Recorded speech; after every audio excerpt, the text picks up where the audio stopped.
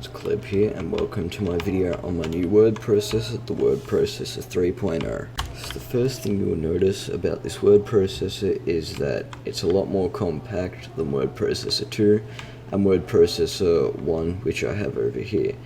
And not to mention that, it also works on a completely different concept as word processor 2 and word processor 1 do.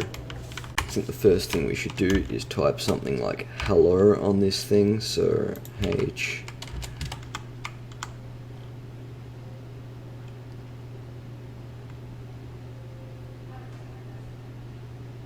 E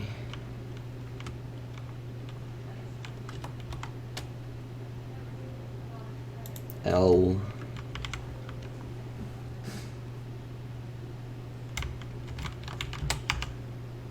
L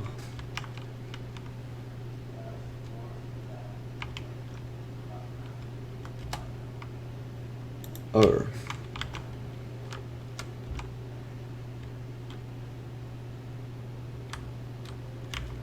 Okay, so there you go, there's hello, and the cursor moves, and what you can do is you can reset it using this button over here.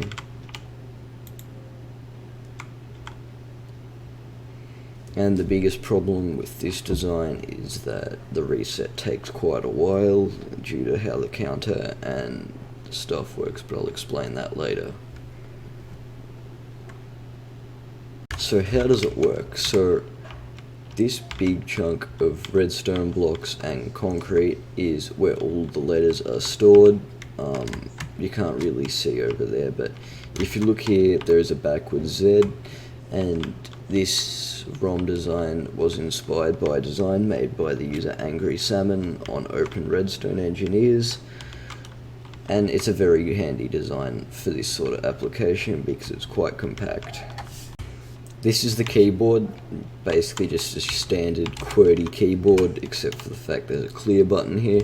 And this keyboard works by sending 5-bit binary signals through these 5 wires, hence the 5 bits, which finally run into this decoder right here, which then runs into this ROM, which is full of the letters A to Z, and these run all into the back of these displays through these 25 wires, which have a system that filters which display can have letters sent through to show letters on the display.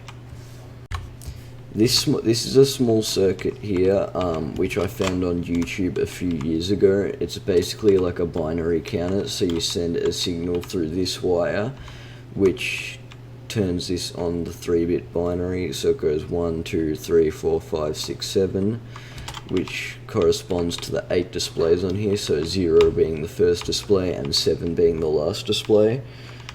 This basically controls which letters can be sent through which display, because back here the letters kind of just go through this thing, and if I didn't have this circuit, then if I pushed one letter, then it would show up on all of the displays.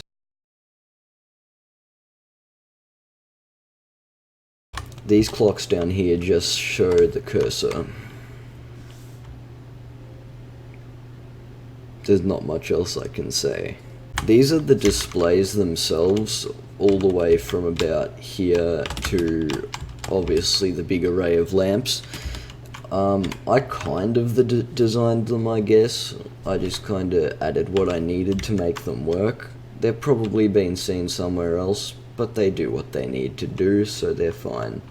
Basically the way they work is this is an RS NOR latch here, and the way it works is there's an item in the dropper which then gets sent into the hopper, but because the redstone is on, it doesn't go back, which in turn turns the comparator on, which shows pixels on the display lighting up. And obviously this is turned off, the thing resets. It's a pretty simple concept. So that's about it for this video. If you'd like to see more, please like and subscribe. I built all of this stuff on the top red redstone server. The link will be up on screen and in the description for the IP. But once again, thanks for watching, and I'll see you all in the next video. Bye.